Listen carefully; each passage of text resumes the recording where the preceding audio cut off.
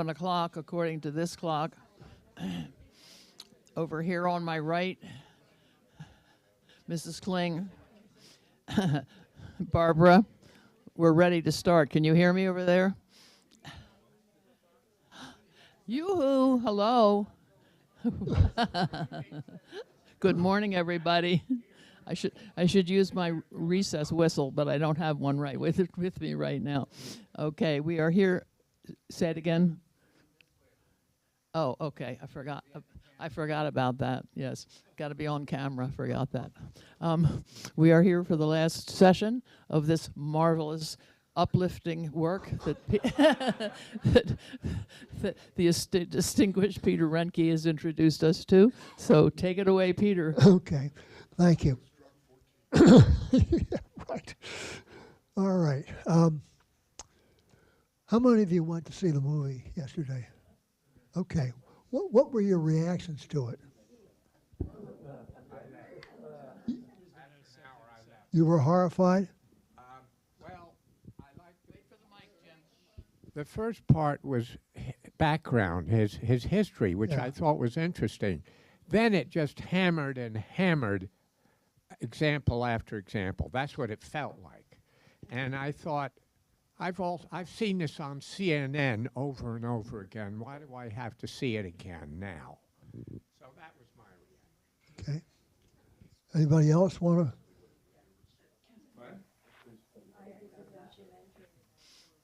I had a comment. Okay, go ahead, Susie.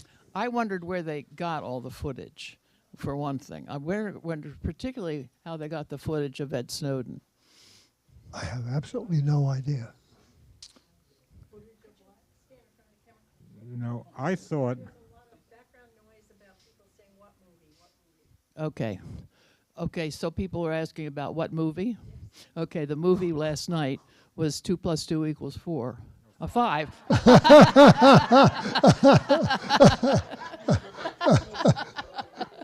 But what I couldn't figure out is, I mean, but what I couldn't figure out is how they got all the footages, particularly of Ed Snowden, who was, the whistleblower from way back. And I thought he was incognito somewhere. In Russia. I didn't even know where he was. So that was one of my takeaways. Where did they get all this stuff? I thought it was very comprehensive and could be labeled 2026. Oh. That's why we showed it. Well, okay. I think the movie was a really good visual connection with this book. I want to concentrate today on 3 scenes, 3 nightmarish scenes, starring O'Brien, who was an absolutely marvelous character. And let's start with page 197.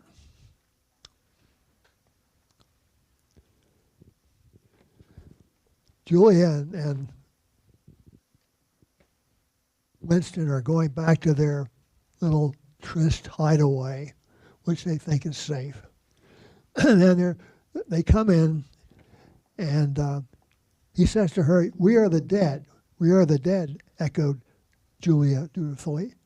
"You are the dead," said an iron voice behind them. God, it transfixes. If you're really, it transfixes you. I mean, their little nest, their little idol, their little special place where they could be human beings. And then what about the guy who had rented them the apartment?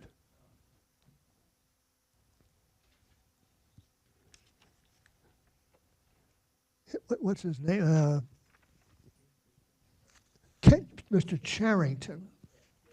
on page 199, Mr. Charrington came into the room. The demeanor of the black uniformed men suddenly became more subdued. Something had also changed in Mr. Charrington's appearance. His eye fell on the fragments of a glass paperweight, which was this beautiful object that he had bought, just to remind him of what beauty was in an old-fashioned way. "Pick up those pieces," he said sharply. A man stooped to obey. The Cockney accent had disappeared. Winston suddenly realized whose voice it was that he had heard a few moments ago on the telescreen. Mr. Charrington was still wearing his old velvet jacket, but his hair, which had been almost white, had turned black. Also, he was not wearing his spectacles. He gave Winston a single sharp glance as though verifying his identity, and then paid no more attention to him. He was still recognizable, but not the same person anymore. And then at the end, it was the alert, cold face of a man about 35. It occurred to Winston that for the first time in his life, he was looking with knowledge at a member of the thought police. Now that, talk about nightmares.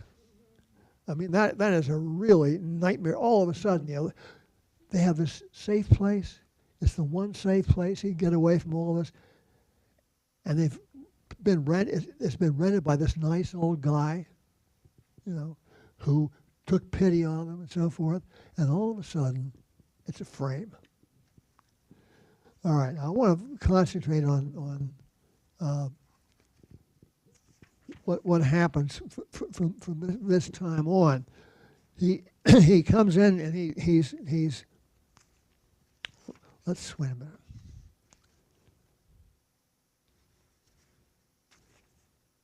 Well, Winston and Julia are trying to recover from this incredible shock, and he's talking. Okay, they're sent into room 101, which is the terrifying place where people don't come out in the same way as they came in, and they're sitting around and they're talking to other people who are sent there too, and they're talking about who denounced them and whatever, and then.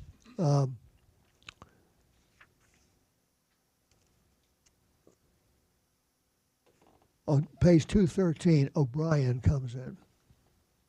O'Brien, you have to understand, O'Brien is a magnificent creation.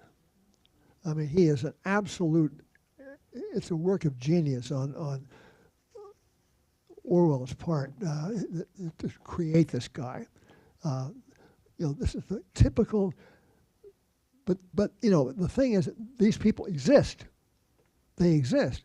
So he comes in and he's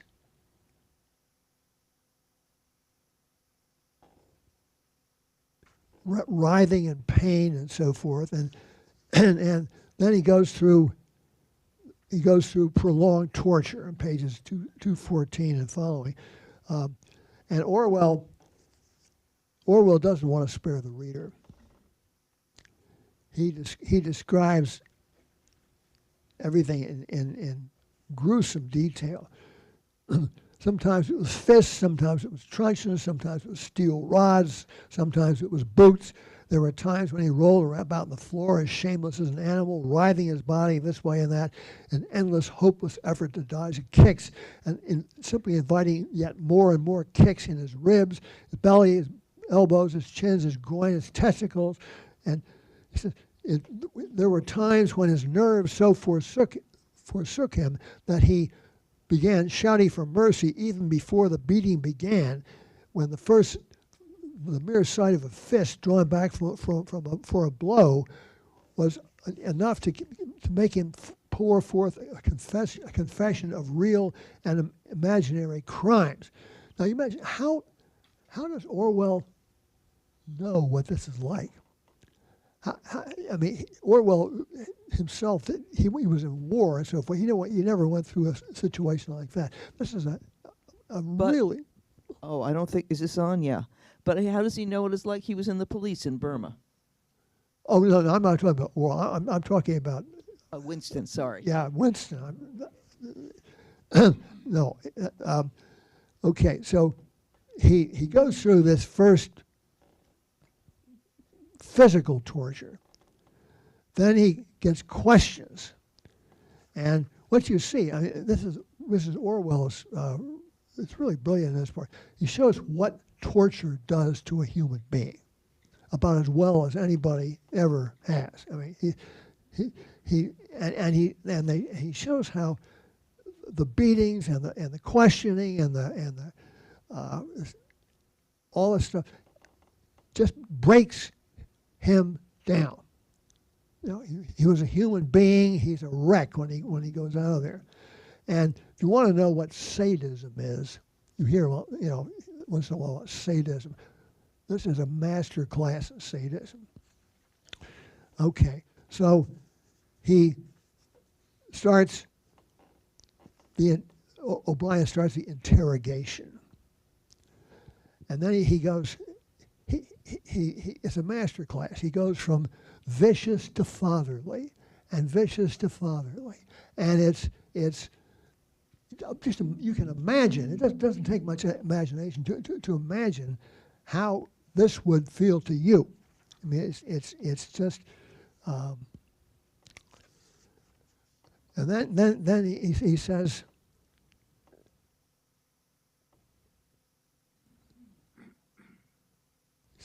There's a photograph here. Never mind. On page 221, O'Brien said, "Who controls the present controls the past." That's kind of a one sentence summary of totalitarianism. We, the people, control all records. We control all memories. Then we control the past, do we not? He says, "You are here because you have failed in humanity and self-discipline. You would not make the act of submission, which is the price of sanity." Does that sound familiar? Yes. Recently? It's exactly the same playbook. He says, "Winston, reality is not external. Reality exists in the human mind and nowhere else." And then as he's talking, of course, they're working on this machine, and the pain goes up and up and up and up. And it's Orwell's sparing us nothing here. We're going through this torture with him in a way. It's very, very powerful. He's hurting Winston, but he's also breaking him down mentally. This is awful. Just awful. Now, page 225 at the bottom. He says, Why do you imagine we bring people to this place? To make them confess? No, that is not the reason. Try again. To punish them? No, exclaimed O'Brien. Shall I tell you why we brought you here? To cure you, to make you sane. The party is not interested in the overt act. The thought is all we care about. We do not merely destroy our enemies, we change them. Do you understand what I mean by that? And then he says, the first thing for you to understand is that in this place there are no martyrdoms. And he goes back to the past. Men were dying because they would not abandon their true beliefs. Naturally, all the glory belonged to the victim and all the shame to the inquisitor who burned him. The Russians persecuted heresy more cruelly than the Inquisition had done. And they imagined they had learned from the mistakes of the past. So what he's saying is we've studied history. We know was how it's done in the past, and we've improved it. We've made it better. On 227, did I not tell you that just now that we are different from the persecutors of the past? We are not content with negative obedience, not even with the most abject submission. When finally you surrender to us, it must be of your own free will. We do not destroy the heretic because he resists us. So long as he resists us, we never destroy him. We convert him. We capture his inner mind. We reshape him. And he says, the command of the old despotion, it was, thou shalt not. The command of the totalitarians was, thou shalt. Our command is, thou art. What's he mean by that?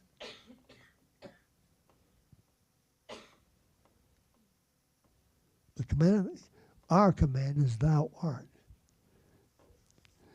What? Of course, you know, what you're seeing is the process of conversion, you know, conversion by torture.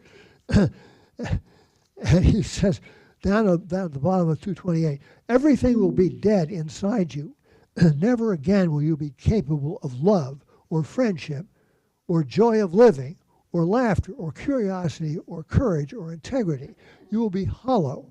We will squeeze you empty, and then we shall fill you with ourselves. Now, as this process, this grim process goes on, we see a change taking place.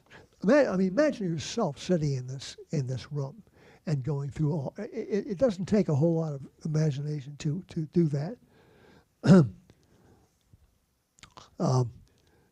So but as he's taught, as this is going on, you can see that Winston is weakening and weakening and weakening.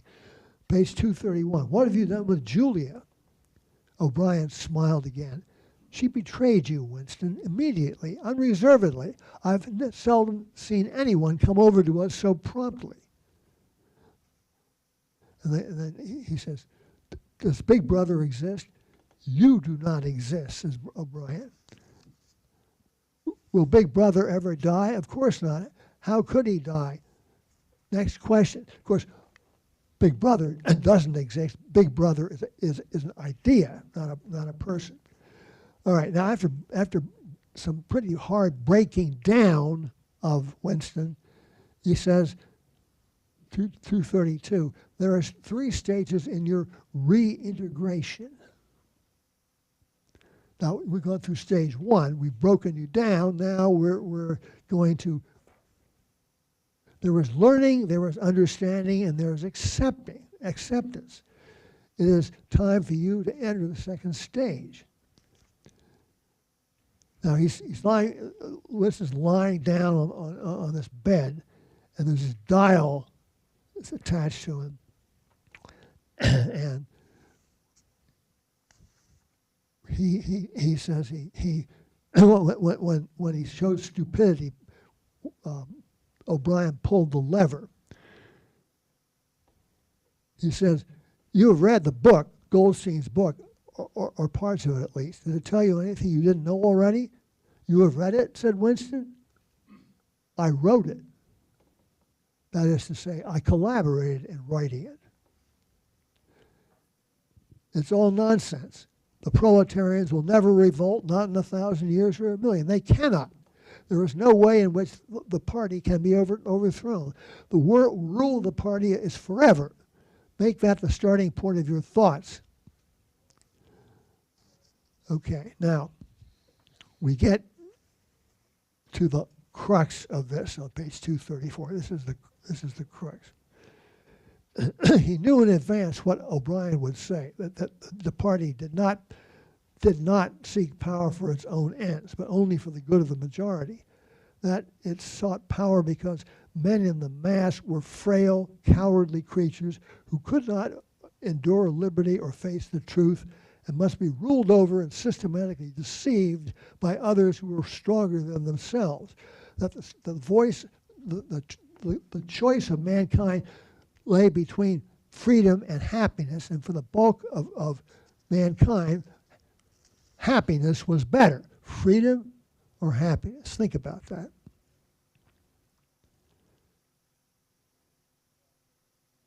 Now, he says,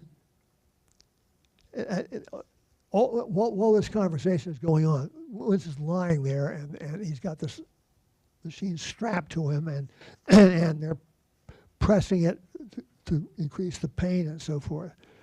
The party seeks power entirely for its own sake. We are not interested in the good of others. We are interested solely in power. Does that sound like Donald J. Trump? Not wealth or luxury or long life or happiness. Only power, pure power. And he mentions the Nazis and the communists and so forth. They came close to us, but not quite as bad. We know that no one ever seizes power with the intention of relinquishing it. Power is not a means, it is an end. Donald J. Trump. One makes a revolution in order to establish a dictatorship. The object of persecution is persecution. The object of torture is torture. The object of power is power. Now do you begin to understand me? Okay, so the party controls the mind. The humanist voice is kind of wiped out. All right, now, page 238. How does one man assert his power over another, Winston? Winston thought. By making him suffer, he said. Exactly, by making him suffer. Obedience is not enough. Power is inflicting pain and humiliation. Do you begin to see then what kind of a world we are creating? A world of fear and treachery and torment, a world of trampling and being trampled upon, a world which will grow not less but more merciless as it refines itself. Progress in our world will be progress toward more pain. The old civilizations claimed that they were founded on love and justice. Ours is founded upon hatred. In our world, there will be no emotions except fear, rage, triumph, and self-abasement. That sounds a lot like what Trump is trying to do, doesn't it? A lot. It's like he's read this book. Now, so we get this he's laying out this picture of nihilistic tyranny and how power is all about it. It's all about power. The famous line on 239, if you want a picture of the future, imagine a boot stamping on a human face forever. That's a powerful image. So he goes on, he says, that's the world we're preparing, Winston, a world of victory after victory, triumph after triumph, an endless pressing upon the nerve of power. And Winston feebly tries to argue the humanist creed. And O'Brien says, no, we control life, Winston, at all its levels. We control life. This humanist counter-argument just gets steamrollered. If you're a man, Winston, you are the last man. Famous line. The original title of his book was going to be The Last Man, you know. Your kind is extinct. We are the inheritors. And you consider yourself morally superior to us with our lies and our cruelty. And this is, Winston with his last gasp, humanism. Yes, I consider myself superior. You are the last man, said O'Brien. You are the guardian of the human spirit. You shall see yourself as you are. Take off your clothes. Now, this is just a horrifying scene, but it's It's really effective. He takes off his clothes, and he stands between the wings of the mirror, says O'Brien, and he looks at himself in the mirror. And what's he see? Skin and bones, this pathetic skeletal creature. And, you know, this is, and then Winston, O'Brien gets even nastier. You are rotting away, he said. You are falling to pieces. What are you? A bag of filth. Now, turn around and look into that mirror again. Do you see that thing facing you? That is the last man. If you are human, that is humanity. Boy, I mean, and he just, at this point, Winston collapses. And just imagine what you do, or I do. He says, we have beaten you, Winston. We have broken you up. You have seen what your body is like. Your mind is in the same state. It's vicious. It's just awful. So what happens to him psychologically after this really sadistic scene of torture? What happens to him, his mind?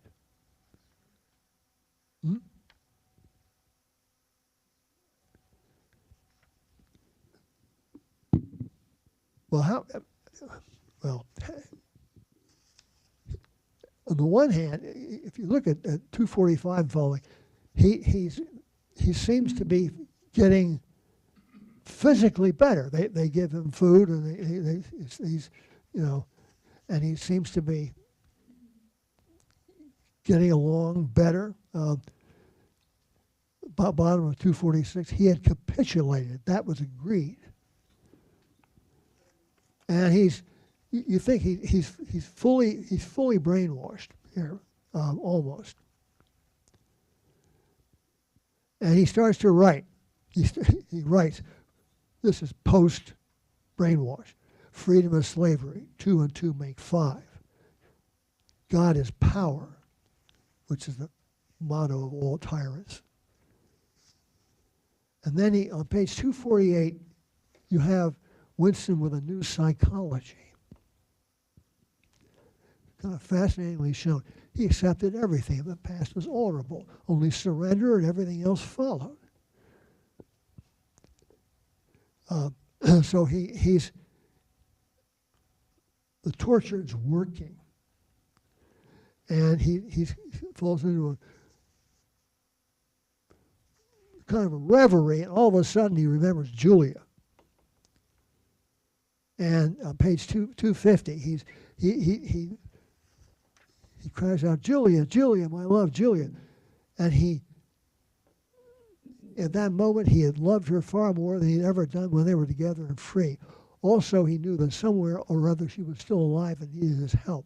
So he still has this love for Julia. He's still hanging on to a thread of humanity, even though he's been pretty well broken. Now here we get to the real part. So, O'Brien says, okay, he says, I hate Big Brother. Okay, you hate him, good. Then the time has come for you to take the last step. You must love Big Brother. Room 101, he said.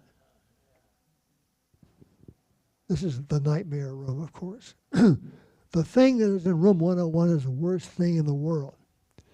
Now, it's really, I mean, the sadism here is almost it's hard to bear as you watch it, but you see how it works, how it's. Then he gets on to the question of, well, what terrifies you most? He finds out really quickly. What terrifies Winston most? Rats. Imagine being we all have maybe a bugaboo of some sort. The worst thing in the world for us would be this. Well, his is rats. And he's lying there, and there's a cage with rats right next to him. And there's an outburst of squeals from the cage, and the cage gets nearer and nearer, and he hears the rats scratching, and they're right next to him. And he says, the mask is closing in on his face. The wire brushed his cheek. He's about to be attacked by rats. And he screams, "Do it to Julia! Do it to Julia! Not me, Julia! I don't care what you do to her. Tear her face off, strip her on the bones. Not me, Julia, not me!" And he's had it. He's lost his humanity. He's free, quote unquote, but he's lost his humanity. And then we see a picture of the new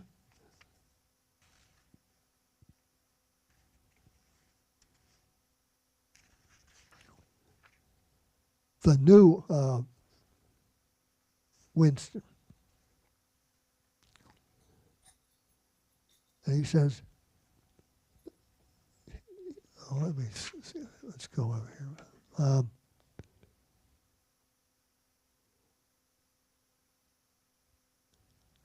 Okay. He sees Julia's brought in, and he sees her, and just go back for a minute to that time when they found this secret apartment where they could be free and human and love each other and so forth. Just think about that. And now that was destroyed, and she is defeated as well as he. He says, I betrayed you, and she says, I betrayed you too. You can imagine she's probably gone through the same torture that Winston has. And so you're getting this sort of after torture thing. On page 262, a voice seems singing, "Under the spreading chestnut tree, I sold you and you sold me."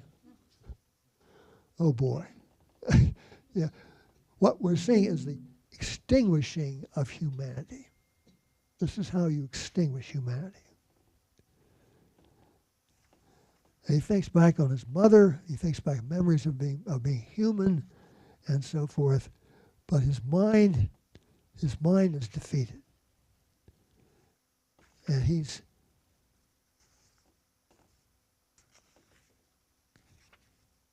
let me just get it.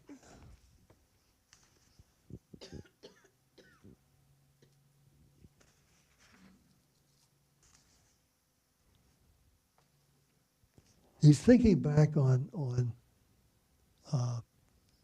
his life. They thinks of his mother, thinks of memories of being human, thinks of all that stuff, and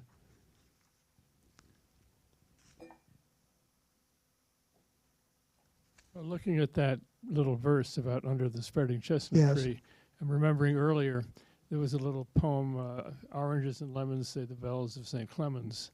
He's, it's the change from the simple state that he was in back then, and the simple rhymes that children would have, to this very, very bitter and kind of verse that he has now. Yeah, it's just this shows you what is it like to have your humanity extinguished. What is it like to have your humanity extinguished? You think about what is humanity? What is it to be human? Now think about it. What is it to be human?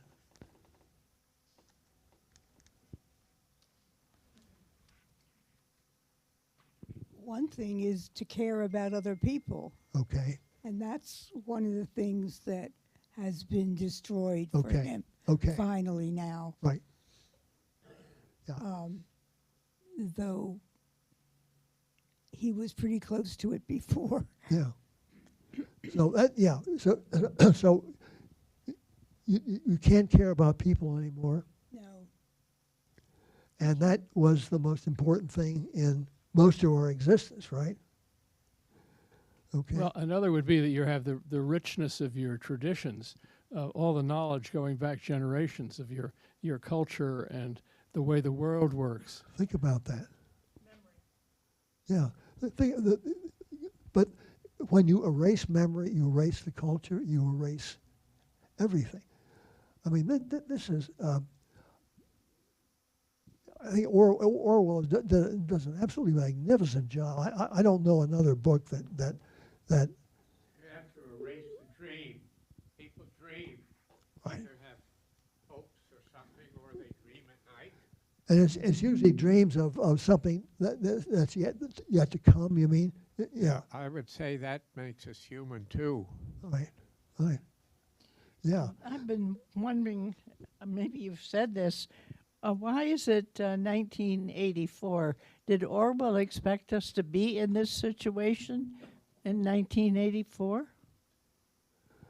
Well, he hoped not. I guess he was thinking that there was a good chance that this kind of thing could happen, but. Who was president in 1984?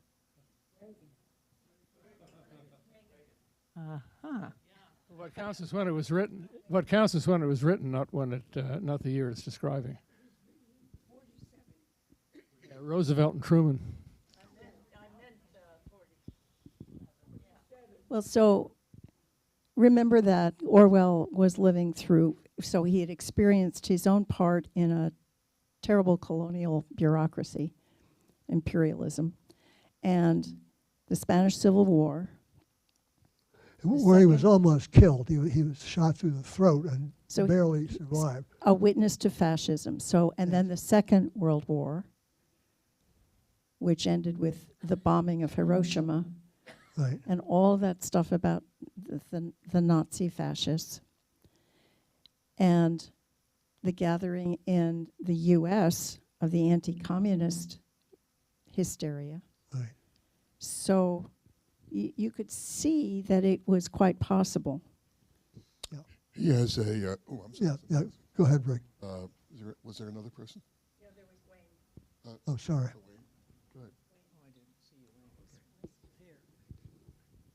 Go ahead. Talking about what makes us human, we have freedom of thought. We have we can investigate things. We can have new ideas. Yeah. Go ahead. Eric Fromm, in his essay on 1984, said that it raises the question whether human nature can be changed in such a way that man can forego his longing for freedom, for dignity, for integrity, for love. Can man forget that he is human? Orwell wrote an essay that is some critics have coupled with 1984 called Looking Back on the Spanish Civil War. And in it, he reflects that truth didn't live on either side in the Spanish. That's how he emerged, wondering where was truth? How could truth die on both fronts? When the fascist front and the commie front, it died on both fronts. Yeah. That's where the seeds of this book were sown, right there in the Spanish Civil War. You know, the book might have been written out of his bitterness. That's yeah.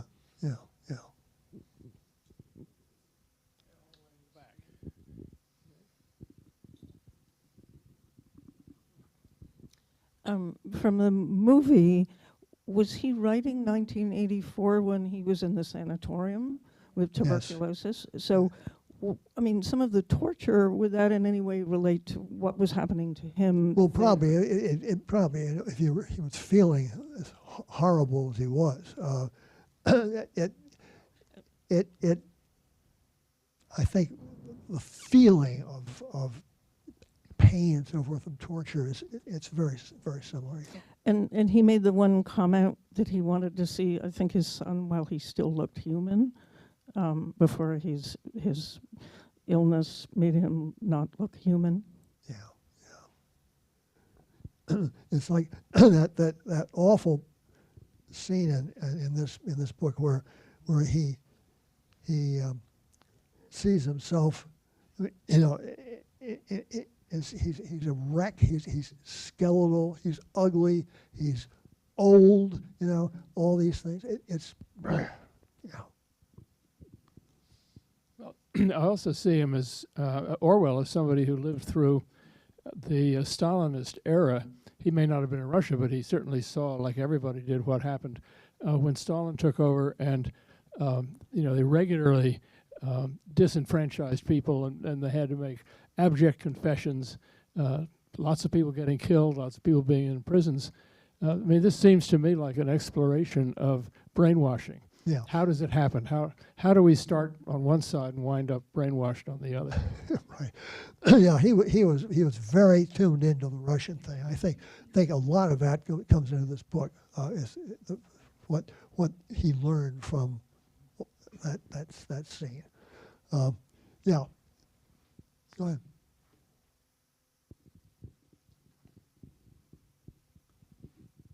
But what do we make of Orwell's claim that the proles are going to be the solution to the problem? I really take issue with that. That felt like a very British class-obsessed thing.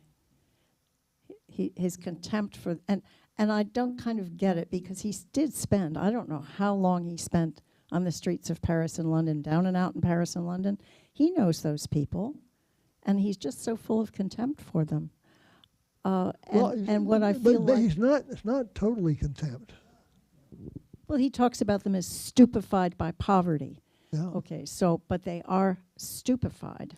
Yeah, but he has this powerful feeling about the proles that they're very important. That the future of political future really depends on them in some way. What he thinks of them, I think there's both Winston's view and Orwell's view of the proles. I think the disparaging things about the proles are Winston's view at first. What you do see when he portrays them is people who are still having families, love affairs, who are, even the old man he interrogates in the pub trying to get certain kinds of information actually gives him a lot of information. He just doesn't know how to understand it. The woman who sings the woman who sings beautifully, and it seems like at the moment when they capture him, she's dragged off because he hears a washing tub being upset out there in the yard. The proles actually do have something resembling a normal but impoverished life. And they probably have a life very similar to the life they had before the revolution. It's true that proles with initiative could be weeded out if they did something really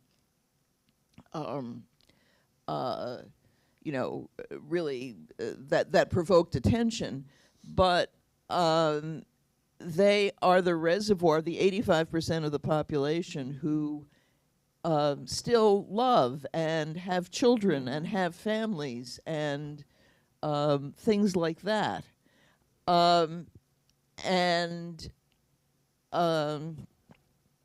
But I guess one thing I thought as I watched the movie last night is that it's clear that in our day, the proles, such as they are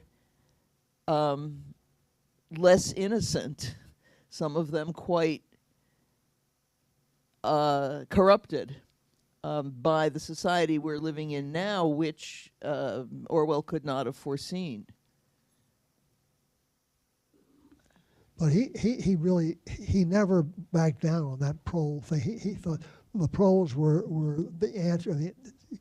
they were the hope of mankind.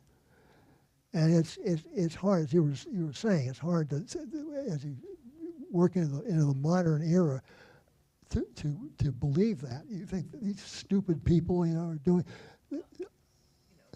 The one line that I remember, he said to Julia at one point, "The birds sing, the proles sing, we don't sing," which indicated to me that the proles were happy because they hadn't been sucked into all the brainwashing. Their children were not turned. The other one, when Parsons says, when his daughter turns him into the thought police, he said, "Boy, I'm proud of that kid. I raised her right."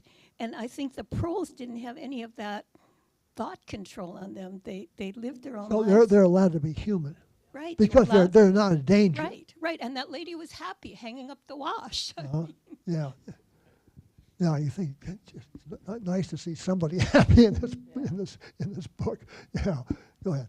I was wondering about artificial intelligence, because the Big Brother system looks like artificial intelligence, at least what we know about it, and it's dangerous and it's interesting, and the rest of us are going to be run by it.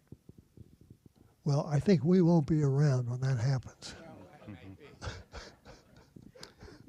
I was thinking about equivalency. I think in the Trump era, we see the abuses of power, and we can identify with some of the frightening things that are happening in 1984. And I was thinking, what are some of the perils and possible hopes at this time? Orwell's image is there's stasis all around, right? There are these three kingdoms that basically keep fighting, and war is basically to keep stasis. The class system is fixed. They're able to actually get rid of significant amount, all knowledge by this, the thought holes and everything. And I'm thinking, how is it different today? And I'm thinking, well, we have the internet, and you can't get rid of just anything. You have silos of knowledge, silos of people. And so how does fascism work in our country, which is different? When we see Iran, there are actually hundreds of people that are being buried in secret graves. It's not true here. It's a different system where we do have a democratic system, albeit flawed. And I guess the thought that came to me was, we live in a world that's actually incredibly fluid, and it's changing very rapidly, more than it did in Orwell's time. And technology, it's interesting. I mean, he was writing after the television was beginning to be developed, and I think it's brilliant that the TV is both sides. It's looking at you. And I was thinking maybe part of the horror is, as Jim was saying, that things can get out of control with AI. But maybe part of the hope, too, is that the very thing which can be the vehicle for fascism, still human beings connect with each other over the internet, and they meet in Minneapolis, and they still have this power to be able to mobilize, not to minimize at all the power of evil and fascism. But it's just an interesting thing, I think, to think about how we're experiencing some of the same things, but in a way they're worse, but maybe they're better too. And better is not quite the right word, but you know what I mean? It's an open system, whereas this, understandably, was a more closed system. This is Britain after World War II, this sort of fixity of classes. So it was just interesting for me to think about that. Yeah. Where do we go, though, with the present leadership of our society?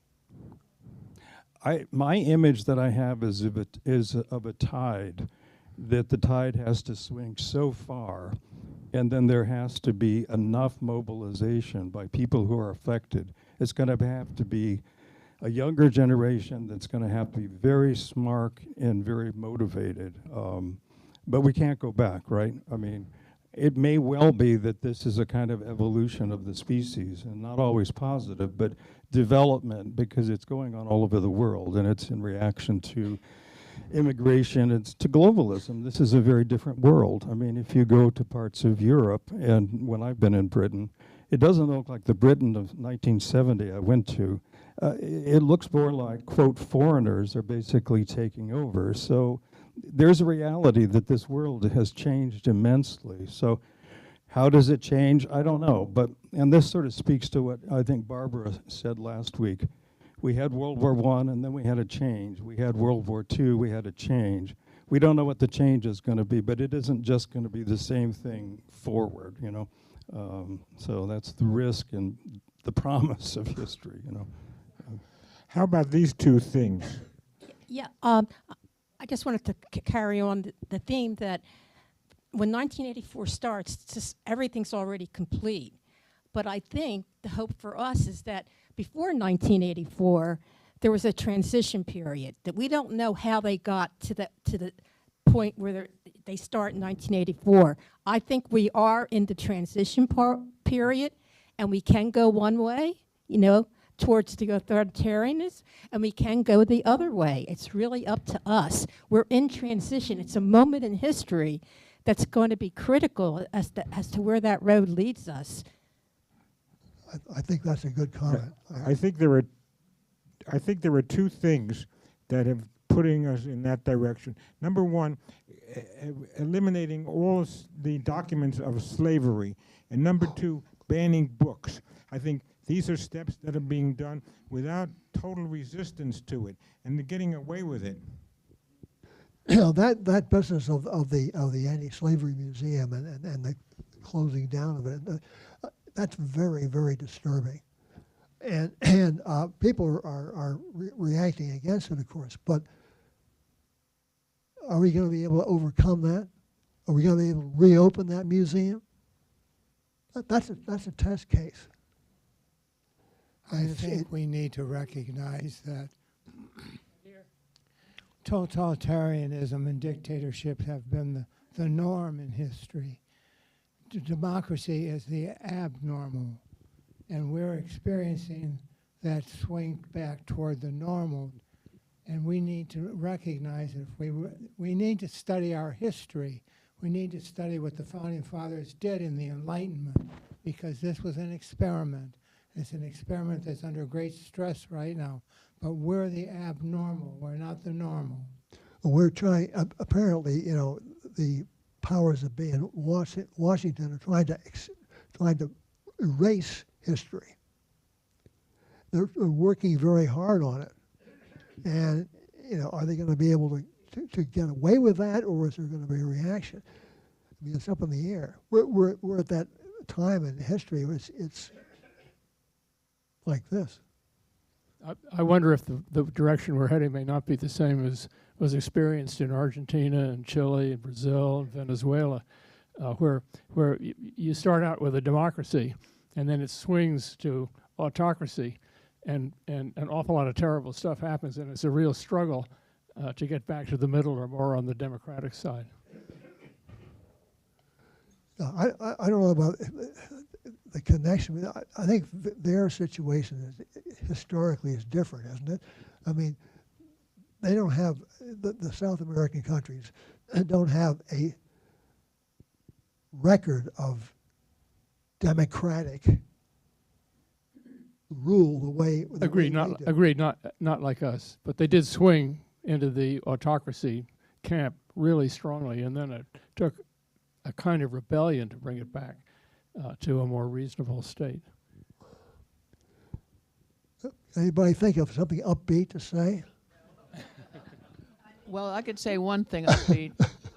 If you're part of Indivisible and you want to come to the Indivisible gathering tomorrow, there will be, actually, I was thinking about this, we have a pastor retired pastor from Minneapolis who lives in the neighborhood where Renee Good and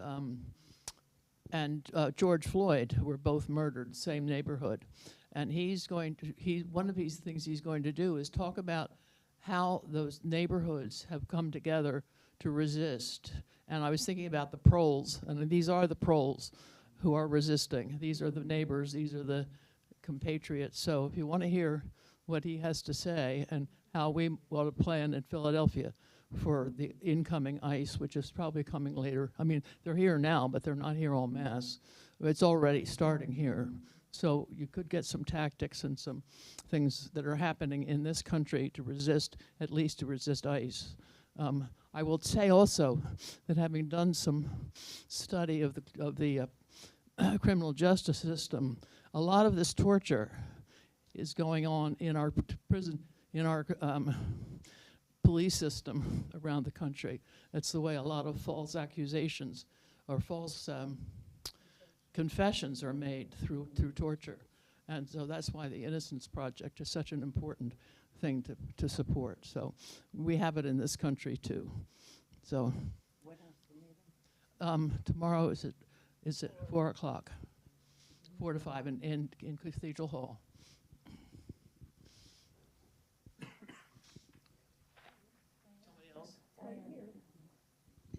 Well, I don't want to make this sound like an advertisement. It's really in response to, is there anything good happening? And on March 27th, there's going to be the largest gathering of protesters that in the United States that's ever occurred.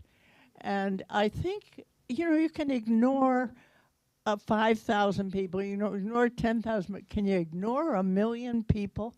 So hopefully people have not given up or just said, we'll wait until the administration's over and we'll get something new.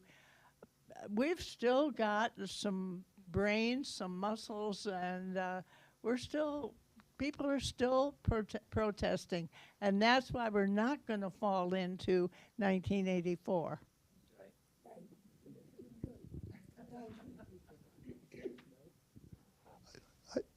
We have about 3 minutes left. I was going to say it's a perfect note to end on, but go ahead. Well, I was just going to say, guess what? There are other dystopian novels also.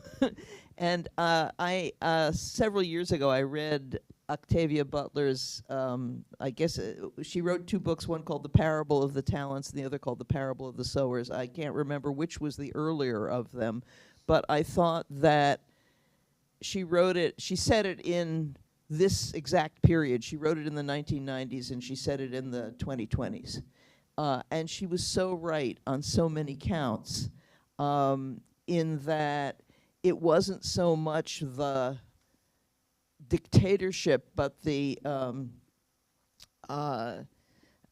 way in which the environment had degraded and the United States had degraded. The only real good money at that point was Canadian money. People were living in gated compounds. Even lower middle class people had to protect themselves from the roving hordes of the poor. In any case, there are lots of terrible things that could happen to us. I guess the thing that I also worry about a lot with our large demonstrations, and perhaps in Minneapolis this is really different, and maybe it will be different here, is just the, shall I say, geriatric nature of the protesters, how it's so overwhelmingly our generation that's protesting. And that is, I think, partly, who are the proles, who are the poor people, who are the ordinary people who might stand up? You think about the fact that many of them, many sort of, you might say, lower middle class people, are the people who have been recruited to work in ICE. And there is a whole appealing, we think about how there's a whole group of people, both wealthy and poor, who are convinced that authoritarianism is the best way. And how we balance that out, I don't know. How it has come about that there are so many younger people who, in fact, are not angry about what's happening. Yeah, well. I think that's changing now. It is. This movement is led by younger people. Yeah. There are lots of Let's give Peter the last word. I don't want the last word. I'd like to be upbeat about this, but I have trouble. I understand what you're saying, and a lot of ifs but I'm just my positive side is kind of Peter. Yeah. I can think of someone, certainly a younger generation than me, but how about Mondami in New York? Well, we haven't seen what I know how that, he's going to fare. but certainly it's very different.